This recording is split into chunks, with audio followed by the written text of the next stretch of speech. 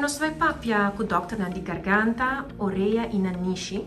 Na holandês nós tabisa KNO. Dr. Buitenweg, na que momento paciente chega de no departamento para cita? Nós mira pacientes referidos de doctor de casa, com diferente de queijo, e porta queijo de orelha, naniche ou garganta. Também pode com stem com reis. E isso passa com o gente wordt referido de outro especialista. Pero a maioria de gente também via de doctor de casa. E pubisa nós kita é tipo de condição não que não também com especificamente não tipo bem especialista que tem condição específico. Op je oren gente tem dolor de orelha, infecção de orelha, of não atende bom.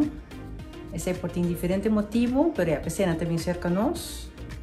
Não por problema que na niche, mas na niche que está será, não pode bom roceia, of não rolou aqui tá, se nós atende hope último tempo não dor de COVID, não por bem com dolor de garganta que queda persistir, e com o doctor de casa a dar diferente tratamento, mas não está ajudando.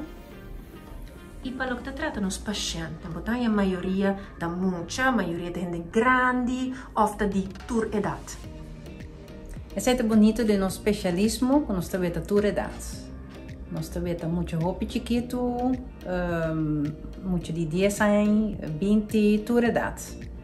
Hasta 80, 90, esse é bonito de nosso especialismo. O tratamento toma lugar eigenlijk aqui não. De nosso stoel de onderzoek e nós temos uma aparatura nova e nós passamos turno diagnóstico eigenlijk aqui dentro. Você nós escolhe especialismo aqui, pessoal me pode mira tu costas, me pode wachten orelha, me pode wachten naniche, me pode wachten boca, me pode wachten garganta e assim nós pode wachten mais leu com certa câmera.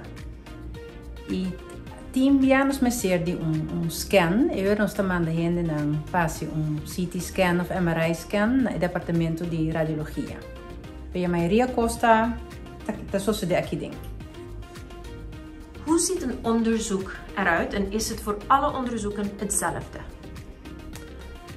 Over het algemeen starten we vaak met hetzelfde onderzoek bij elke patiënt. Dat is toch de keel, de neus en de oren.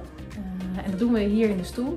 Dus met een microscoop en een trechtertje kunnen we in het oor kijken om goed de binnenkant van het oor te zien, het trommelvlies te zien, de gehoorgang.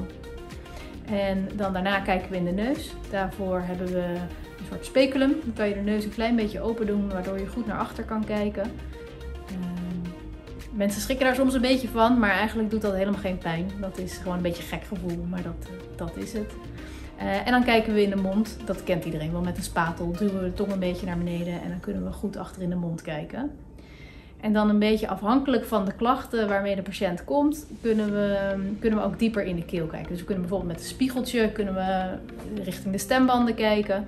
We hebben ook nog een camera waarmee we dat goed in beeld kunnen brengen. En daarbij zijn er nog een paar onderzoekjes die we van het oor kunnen doen bij mensen die problemen hebben met het trommelvlies. Ja, we voelen met onze handen in de hals. Ja, we doen verschillende operaties. We kunnen kleine ingrepen ook hier doen, op de poli, onder lokale verdoving. En dat zijn bijvoorbeeld operaties aan de gehoorgang, aan de oorschelp. We kunnen buisjes plaatsen in de trommelvlies. Bij kinderen doen we dat altijd liever onder narcose, maar bij volwassen mensen kunnen we dat prima onder lokale verdoving doen. We kunnen kleine biopjes nemen hier, dus mensen die een plekje hebben wat er vreemd uitzien, dan kunnen we dat hier ook verdoven en weghalen. En we kunnen ook operaties doen aan de neus om bijvoorbeeld de ademhaling van de neus te verbeteren. Dat zijn een beetje de ingrepen die we hier kunnen doen. En op de operatiekamer doen we bijvoorbeeld de kelenmandelen, wat we bij kinderen vaak doen, maar bij volwassenen ook wel.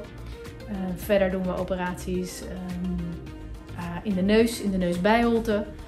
operaties aan de oren. Dus dan kan je bijvoorbeeld achter dat oor langs en dan kom je echt aan de binnenkant van het oor. Verder hebben we operaties in het hoofd-halsgebied.